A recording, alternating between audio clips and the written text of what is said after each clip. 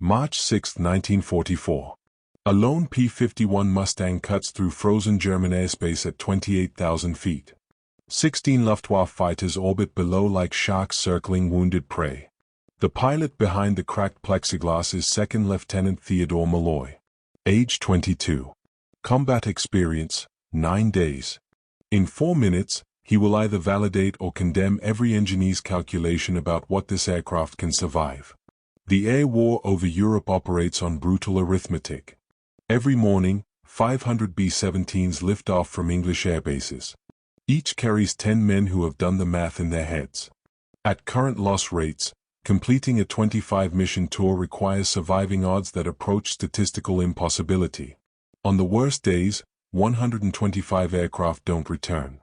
That's 1,250 empty bunks by nightfall. The killing happens in a specific window. Republic P-47 Thunderbolts escort the bombers to the German border. Then fuel gauges hit the red line. The fighters bank away. The bombers push deeper into the WWII. Alone. Luftwaffe Jagdstaffel commanders know the exact coordinates where American protection ends. They position their formations in that gap like ambush predators. They wait. They strike when the sky goes silent. Engineers have attempted every solution. Auxiliary fuel tanks. Stripped armament. Experimental engine modifications. The numbers never close. The bombers need an escort that can reach Berlin and fight its way home. No fighter in the Allied infantry has that range. Until North American aviation delivers the P-51 Mustang. It arrives with a Rolls-Royce Merlin engine that screams at altitude and a laminar flow wing designed to cheat physics. The performance specifications claim it can fly deeper into Germany than any fighter before it. Turn tighter. Climb faster. Fight longer. The pilots who actually fly it use different descriptions. Widowmaker. Deathtrap. Coffin with wings. Their complaints are technical and damning. The canopy framework creates blind spots that erase entire sections of sky. Fatal gaps where an enemy fighter disappears from view for the 3 seconds it takes to line up a killing shot. The fuel system depends on a delicate sequence of valve switches and tank transfers. At high altitude, in the chaos of combat, pilots report engines cutting out mid-maneuver. The propeller goes dead. The aircraft becomes a 9,000-pound glider with a brick's aerodynamics. The landing gear earns its own reputation. On rough forward airstrips, the struts collapse without warning. Pilots survive dogfights with Luftwaffe aces only to cartwheel across muddy runways in a cascade of sparks and disintegrating aluminum. But that range solves the one problem that's killing bomber crews by the thousands. So the Mustangs deploy anyway. Squadrons convert from Thunderbolts throughout the winter of 1943 to 44. The pilots resent every minute of the transition. They trusted the Thunderbolt's radial engine, a brutish piece of machinery that absorbed cannon fire and kept turning. The Mustang feels fragile in comparison. Responsive. Unforgiving. Like flying a high-performance machine designed by someone who'd never been shot at. Into this equation steps Theodore Malloy. A farm kid from Ohio with piercing eyes that seem older than his 22 years. A face that belongs to someone who learned to fix broken machinery by kerosene lamp and understands that complex systems fail in predictable ways. He doesn't trust the Mustang. But he understands it. On March 6, that understanding will be tested against 16 of the Luftwaffe's finest pilots. The sky over Germany is about to become a laboratory for measuring the distance between engineering theory and physical reality. The experiment will last exactly 4 minutes. The briefing room at IF Thorpe Abbott smells like cigarette smoke and fear. 50 pilots crowd wooden benches facing a wall-sized map of Germany. Red strings stretch from English airbases to targets deep in the WWII. Each string represents a mission. Each mission represents a mathematical certainty that some of these men won't return. The intelligence officer pulls back a canvas curtain. Today's target appears in blue chalk, Schweinfurt. The ball-bearing plants that keep the Luftwaffe's machinery turning. Strategic priority. Maximum range. The room goes quiet in a way that has nothing to do with respect. Schweinfurt sits 450 miles inside hostile territory. The numbers write themselves. P-47 Thunderbolts can escort the bombers for roughly 300 miles before fuel starvation forces them to turn back. That leaves 150 miles of German airspace where the bombers fly unprotected. 30 minutes inbound. 30 minutes over target. 30 minutes outbound. 90 minutes of exposure. The Luftwaffe knows these numbers better than the Americans do. They've studied the fuel capacities, the escort ranges, the exact coordinates where Allied fighters must abandon their charges. German radar stations track the bomber streams from the moment they cross the coast. Jagdstaffel commanders position their formations in layers, stacked at different altitudes like predators waiting at a watering hole. They don't waste ammunition on targets that still have fighter cover. They wait for the gap. They call it the toad zone. The death zone. When the escorts turn back, the Luftwaffe strikes in coordinated waves. Messerschmitt 109s dive from above, using gravity to build speed the bombers can't match. Focke-Wulf 190s attack from the flanks, exploiting the B-17's blind spots. The tactics are surgical. Aim for the engines. Kill the pilots. Set the fuel tanks burning. A flying fortress absorbs punishment that would shred a fighter, but concentrated fire from multiple angles collapses that advantage in seconds. The loss rates prove it. On the first Schweinfurt raid in August, the 8th Air Force dispatched 230 bombers. 60 didn't return. 26%. Gone. On the second raid in October, the numbers worsened. Of 291 aircraft, 77 were shot down. Another 121 returned so badly damaged they couldn't fly again for weeks. Effective loss rate, nearly 70%. The statisticians at 8th Air Force Headquarters run the probabilities every week. At current attrition rates, a bomber crew's chance of surviving the required 25 missions hovers around 15%. Some mathematicians privately estimate it lower. The numbers are classified because publishing them would constitute a strategic gift to German intelligence and a psychological disaster for crew morale. But the crews know. They count the empty bunks. They watch friends' belongings get packed into crates by men who avoid eye contact. They understand the equation that governs their lives. Every mission survived narrows the odds for the next one. The death zone isn't a location. It's a statistical guarantee written in condensation trails and burning aluminum. Something has to change. The bombers need protection all the way to the target and back. They need a fighter with the range to reach Berlin and the performance to win when it gets there. They need a miracle in the shape of an aircraft that doesn't yet exist. Theodore Malloy first sees the P-51 Mustang on a frozen morning at RAF Leiston. It sits on the hard stand like a piece of experimental sculpture, all sleek lines and polished aluminum. The other pilots walk past it the way men avoid looking at coffins. Captain Jack Hendricks, a Thunderbolt veteran with 11 kills and a face carved from scar tissue, stops beside Malloy. He lights a cigarette and stares at the Mustang with the expression of a man evaluating a beautiful but venomous snake. "They want us to trade jugs for that," Hendricks says. The P-47 Thunderbolt earned the nickname for its brutal simplicity, a radial engine wrapped in armor plate, built to absorb punishment and keep flying. You know what happens when you take cannon fire in a Thunderbolt? Engine loses a cylinder, maybe two. You fly home on the rest. You know what happens in that thing? He gestures at the Mustang with his cigarette. Coolant line gets nicked. You've got maybe 90 seconds before the Merlin cooks itself into a block of seized metal. The transition training takes 3 weeks.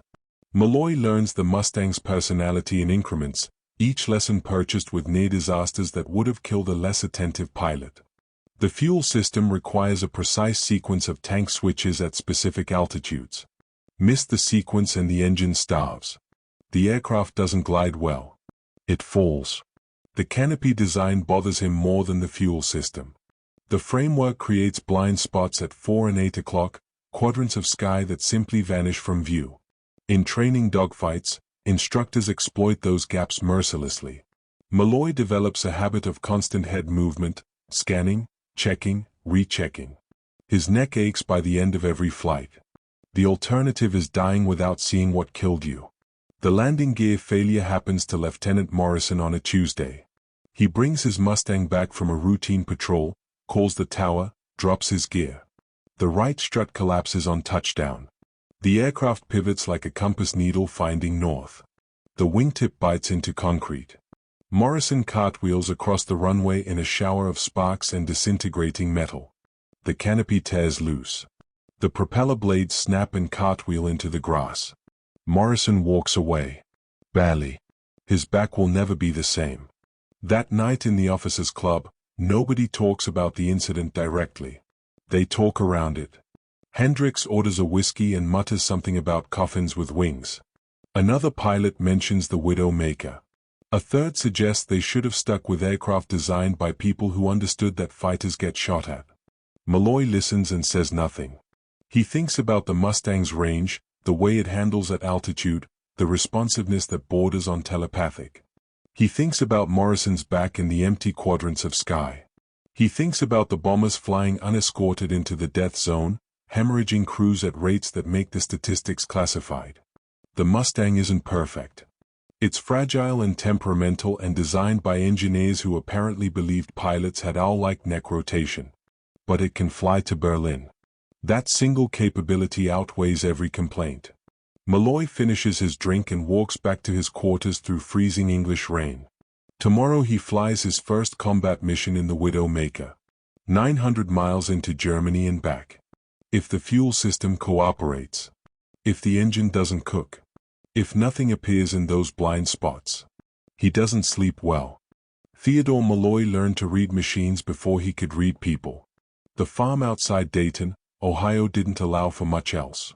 His father worked 60 acres with equipment held together by wire and stubbornness, machinery that broke down with the regularity of seasons. By age 12, Malloy could diagnose a failing carburetor by the quality of the sputter. By 15, he was rebuilding transmissions by kerosene lamp when the work couldn't wait for daylight. The Depression taught a specific kind of literacy. Parts cost money the farm didn't have. You learned to improvise or you learned to starve. When the main tractor's crankshaft cracked in spring of 1938, Malloy spent 3 nights in the barn fabricating a temporary fix from scrap iron and a prayer. It held for 2 planting seasons. His father never said thank you. He didn't have to. The wheat came in. Malloy understood something most pilots didn't. Machines fail according to logic. They don't break randomly. They break because of stress concentrations, because of wear patterns, because someone pushed them past design limits or skipped maintenance or ignored warning signs. If you understood the logic, you could predict the failure. Sometimes you could prevent it. The Army Air Force recognized the pattern in his aptitude tests. High marks in mechanical reasoning. Spatial visualization. Problem solving under pressure. They sent him to flight school instead of gunnery school. The instructors noted his unusual habit of listening to engines with an intensity that bordered on meditation. He could hear a magneto starting to fail before the instruments showed trouble. He felt power loss through the control stick before the tachometer confirmed it. The other cadets thought he was showing off. He wasn't. He was translating. Every sound, every vibration, every subtle change in control response was the aircraft communicating its condition. Most pilots flew by procedure and instrument readings. Malloy flew by conversation. The aircraft told him what it needed. He listened. This literacy transfers to the P-51 better than he expects. The Merlin engine is temperamental and complex, but complexity follows rules. He learns the fuel system not as a memorized checklist but as a mechanical dialogue. The auxiliary tank feeds until empty, then the fuselage tank, then the wings. Each transition changes the aircraft's center of gravity. Each change requires a trim adjustment. Miss the adjustment and the Mustang flies nose heavy or tail heavy, burning extra fuel to maintain level flight. The other pilots complain about the fuel system's fragility. Malloy sees it differently. The system isn't fragile. It's precise. Like setting the timing on a tractor engine. Do it wrong and the engine knocks itself apart. Do it right and it runs smooth as prayer. He practices the tank switches until they become muscle memory. Eyes closed, in turbulence, while pulling GS. He needs to feel when the engine starts drawing from a different source, needs to sense the shift in balance before the instruments confirm it. In combat there won't be time to think about procedure. there will only be time to react. His hands remember what his mind might forget. The farm taught him that machines reward attention and punish carelessness with absolute consistency. The P-51 is no different. It's just faster and more honest about the consequences of mistakes. At 28,000 feet over Germany, there are no second chances. The kerosene lamp is gone, but the lesson remains. Listen to the machine. Trust the logic. Survive. The briefing officer pulls back the curtain at 0445 hours. The red string stretches all the way to Erkner, a ball-bearing plant 12 miles southeast of Berlin. Maximum range. The room absorbs this information in silence. Erkner means flying deeper into Germany than most of these pilots have ever been. It means hours in hostile airspace.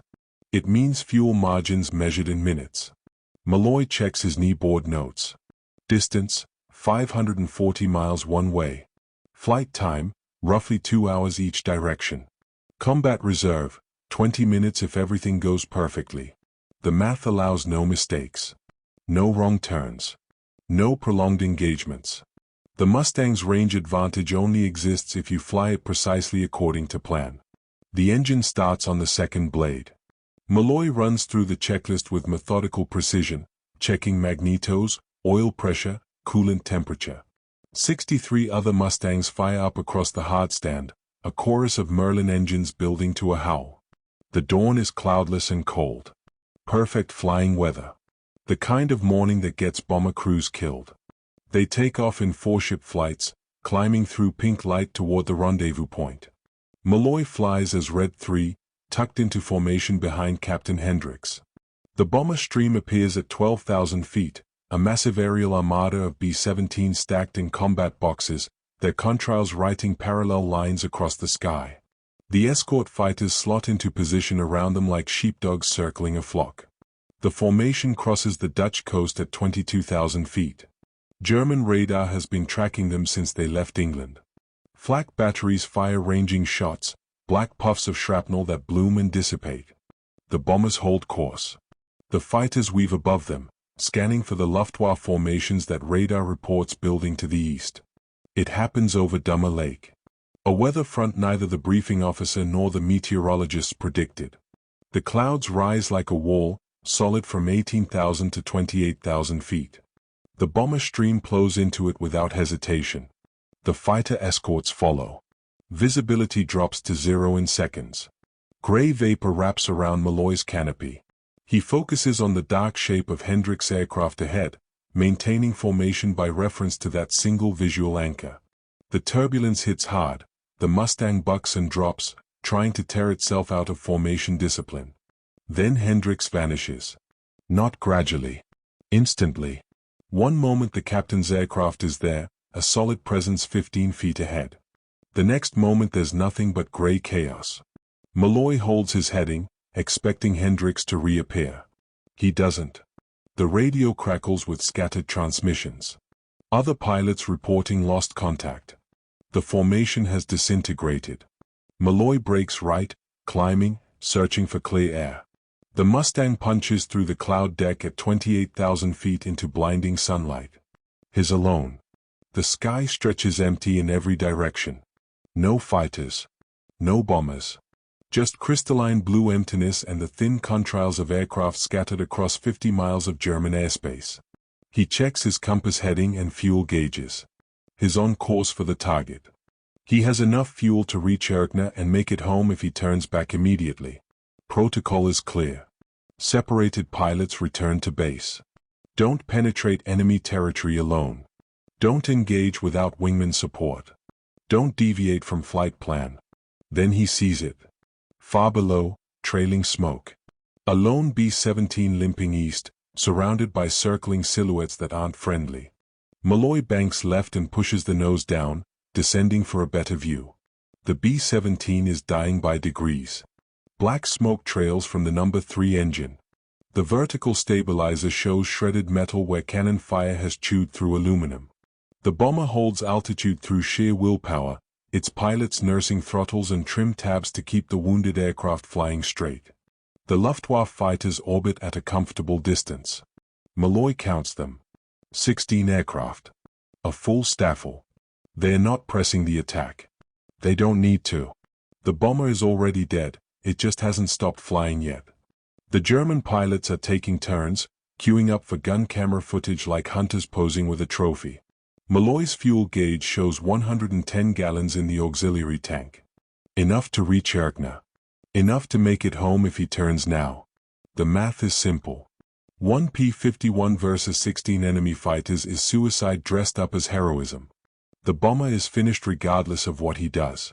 Adding his own death to the casualty list accomplishes nothing. His hand moves toward the stick, ready to bank away. Protocol exists for reasons. Separated pilots return to base. Don't engage numerically superior forces. Don't throw away aircraft on lost causes. The training is clear. The logic is unassailable. But 10 men are in that B-17. 10 men who followed orders, flew their mission, absorbed damage protecting the formation. 10 men who did everything right and are about to die because the math of the air war has already decided their fate. Malloy thinks about statistics. About acceptable loss rates and strategic calculations. About how planners at 8th Air Force headquarters reduce human beings to percentages on briefing room charts. 1 bomber. 1 crew. The larger mission continues regardless. He thinks about Morrison's Mustang cartwheeling across the runway in a shower of sparks. About Hendricks calling the P-51 a coffin with wings. About every veteran pilot who said this aircraft couldn't survive the kind of combat that wins dogfights. The smart move is turning around. The rational move. The move that keeps him alive to fly another mission. The B-17's waist gunner is firing. Malloy can see the traces arcing out, desperate and defiant. 1 gun against 16 fighters. The mathematics of futility. But the gunner keeps firing anyway, because surrender isn't part of the equation when your friends are bleeding in the fuselage behind you. Malloy's father never taught him much about nobility or courage. He taught him about fixing what's broken. About improvising when the correct tool doesn't exist. About finishing the job even when the odds say you should quit. The tractor with the cracked crankshaft shouldn't have run for 2 seasons. It ran because someone refused to accept the math. He checks his guns. All 6 Brownings are loaded and charged. He's got about 17 seconds of ammunition if he fires in long bursts. Less if he wastes rounds. The Luftwaffe fighters are Me-109s, flown by pilots who've been killing Americans since 1943. They have experience, numbers, and altitude advantage. Malloy has surprise and a rookie's conviction that protocol doesn't mean anything if you're not willing to break it when it matters. He shoves the throttle forward and rolls inverted. The Mustang's nose drops toward the bomber and the 16 fighters circling below. The dive builds speed rapidly. 400 miles per hour. 450. 500. The fuel gauge becomes irrelevant. He won't need fuel for the return flight if this goes the way the mathematics predict. Malloy hits the formation at 520 miles per hour. The dive gives him 5 seconds of complete surprise. He picks the trailing Me-109, lines up the deflection shot, and squeezes the trigger. All 6 Brownings converge. The 109's cockpit disintegrates. The fighter rolls left trailing flame and debris. The Luftwaffe formation explodes into chaos. 16 becomes 15. 15 fighters suddenly unsure where the attack came from or how many American aircraft are diving out of the sun. Malloy pulls out of the dive at 7 GS. The edges of his vision gray. The airframe shudders. Metal groans under stress loads the engineers calculated as maximum survivable. He pulls through anyway. The Mustang holds together. A second 109 crosses his nose, pilot fixated on the bomber. Malloy fires a 2-second burst. Hits the engine cowling. The 109 brakes hard right, trailing Glicko. Not dead but wounded. Out of the fight. Now they know. 1 fighter. 1 American. The element of surprise is gone. 3 109s swing around to bracket him. Classic Luftwaffe tactics. Pin the target between converging fire. Malloy brakes left, then reverses hard right, using the Mustang's roll rate to spoil their geometry. Traces slice past his canopy. He feels impacts, metal punching through aluminum somewhere aft. The aircraft stays responsive. He's in a knife fight at 400 miles per hour. The fuel gauge is dropping. The ammunition counter winds down. Every maneuver burns resources he can't replace. The mathematics are collapsing. But the bomber is still flying. A 109 appears in his blind spot at 4 o'clock. Malloy catches the shadow in his peripheral vision, throws the stick left. Cannon shells shred his right wing, punching holes through the laminar flow surface. The Mustang snaps into a spin. He counters with opposite rudder, fighting physics and panic. The aircraft stabilizes. Barely. His windscreen cracks. A bullet hole appears in the plexiglass 3 inches from his face. The cold at 28,000 feet pours through the gap. His eyes water. He blinks and fires at the 109 that put the hole there. C strikes on the fuselage. The 109 pulls away. His lost count of how many he's damaged. 3 definite. Maybe 4. The rest are scrambling, their formation discipline shattered. They expected easy prey. They got something that refuses to die according to plan. Another 109 commits to a head-on pass. Chicken at 600 miles per hour. Both pilots fire. The distance collapses. Malloy sees the German's propeller spinner growing larger, sees the muzzle flashes from the 109's cowl guns. He holds the trigger down. His own guns hammer. The convergence point is somewhere between his windscreen and eternity. Neither pilot breaks. The 109's canopy shatters. The fighter snaps inverted and plunges past Malloy's left wing with inches to spare. Malloy flies through the debris cloud, oil and hydraulic fluid and fragments of something that used to be an aircraft. His ammunition counter reads 0. His fuel gauge shows 30 minutes remaining. Maybe less. The engine temperature is climbing into the red. He has holes in his wing, cracks in his windscreen, and damage he hasn't identified yet because he's too busy not dying. But the bomber is turning for home. The remaining Luftwaffe fighters are scattering, reassessing, trying to comprehend what just happened. 4 minutes. That's all it took. 4 minutes to prove the Widowmaker could survive what the veterans said was impossible. Malloy's guns are empty. The ammunition counters show zeros across the panel. He's flying a damaged aircraft with no way to damage anything else. The remaining Luftwaffe fighters, 9 of them, are regrouping at 3 o'clock, circling like wolves reassessing injured prey. They'll figure it out. Experienced pilots recognize when an enemy stops firing. They'll see him maneuvering without shooting. They'll understand he's defenseless. Then they'll close in and finish what they started. Unless he doesn't give them time to think. Malloy banks hard toward the nearest 109. The Mustang responds despite the shredded wing, despite the airframe damage, despite every mechanical reason it should be falling apart. He aims directly at the German fighter's cockpit. The range closes. 500 yards. 400. 300. The 109 breaks left. Malloy follows, staying on the fighter's tail, flying the intercept geometry of an attack even though his guns can't fire. The German pilot doesn't know that. All he knows is an American fighter that should be dead or running for home is instead pressing the attack with the aggression of someone who hasn't read the statistics on survival probability. Another 109 swings around to assist. Malloy reverses into him, nose pointed directly at the cockpit, closing the distance fast enough that the German pilot has to decide right now whether this American has ammunition left or not. The 109 breaks hard, diving away. It's a bluff built on reputation and violence. The Luftwaffe pilots know what they saw 4 minutes ago. They saw a lone fighter tear through their formation, saw multiple aircraft damaged or destroyed, saw tactics and aggression that didn't match the defensive posture American fighters usually fly. They're calculating odds. They're wondering if this pilot is suicidal or skilled enough that the distinction doesn't matter. Malloy gives them no space to calculate. Every time a 109 lines up, he turns into it. Every time they try to bracket him, he attacks the closest threat with the commitment of someone who still has 17 seconds of ammunition. He flies like the guns work. Like the airframe isn't compromised. Like he's hunting them instead of bleeding fuel and praying his engine doesn't seize. The bomber is pulling away now, gaining distance. The B-17 crew has seen the lone Mustang keeping 9 fighters occupied. They're using every second of that gift to put miles between themselves and the killing zone. A young Luftwaffe pilot makes a run. Malloy turns into him so aggressively the damaged wing flexes in ways aluminum shouldn't flex. The German's nerve breaks first.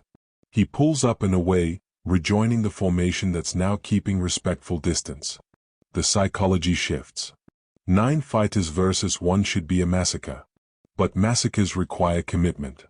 Commitment requires certainty. These pilots aren't certain anymore. They've lost aircraft to this lone American. They've seen him absorb damage that should have killed him. They're watching him maneuver like someone who hasn't accepted that he's supposed to be dead.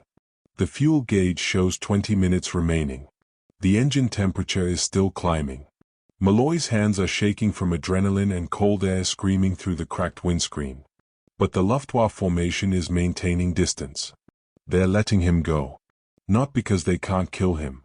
Because the cost of finding out whether his guns are empty isn't worth the certainty. Malloy turns west. The bomber is a dot on the horizon, heading for England. Behind him, 9 German fighters watch the ghost of a Mustang limp away. They'll tell the story in their ready rooms tonight. The American who wouldn't die. The pilot who fought like ammunition was infinite and fear was optional. They'll leave out the part where they let him go. The English coast appears through haze at 1,347 hours. Malloy has been flying on fumes and physics for the last 40 minutes. The fuel gauge reads empty.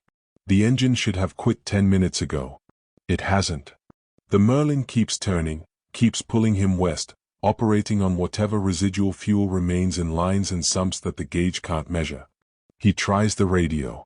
Static. Something in the electrical system died over Germany. He can't call the tower. Can't warn them he's coming in damaged. Can't request emergency equipment. He's a ghost approaching on broken wings, hoping someone in the control tower is paying attention. IF Leiston materializes below. The runway looks impossibly narrow from 2,000 feet. Malloy lowers the landing gear. The hydraulic system responds. Both mains extend and lock. Small miracle.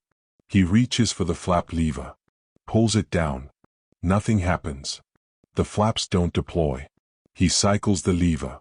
Still nothing. Hydraulic failure or battle damage or both. No flaps means landing fast. No margin for error. The Mustang will touch down at 120 miles per hour instead of the normal 90.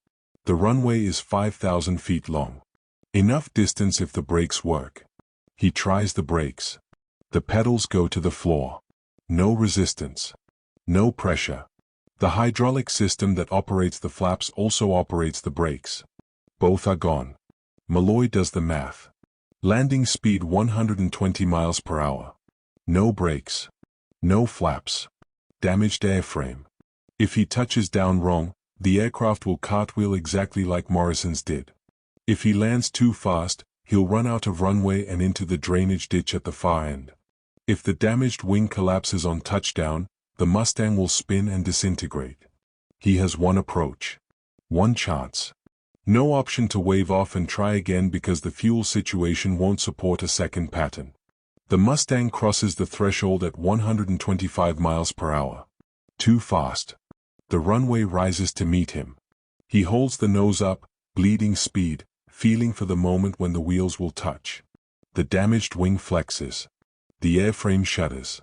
The mains hit concrete. Hard. The aircraft bounces. Malloy forces the stick forward, planting the wheels before the Mustang can balloon back into the air.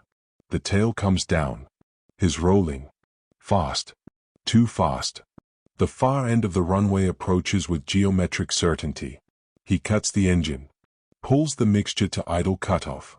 The propeller windmills and stops. He throws the stick full back, using aerodynamic drag to slow the aircraft. The Mustang decelerates. Not enough. The drainage ditch is 500 feet away. 300. 100. The aircraft stops with 40 feet of runway remaining. Malloy sits in the cockpit and watches his hands shake. The engine ticks as metal cools. Wind whistles through the bullet hole in his windscreen. He can smell glycol and burnt oil and cordite residue from guns that fired until they ran dry. The ground crew arrives at a run. They stop when they see the damage. Someone counts the holes. Stops counting at 30. The crew chief walks around the Mustang twice, examining the shredded wing, the cracked windscreen, the punctured fuselage. He looks up at Malloy still sitting in the cockpit. "Sir," the crew chief says, "this aircraft should not have made it home." Malloy unbuckles his harness and climbs out. His legs nearly give out when his boots hit concrete. He steadies himself against the wing, the aluminum cool under his palm despite everything it's been through. "It didn't want to leave those men alone," he says.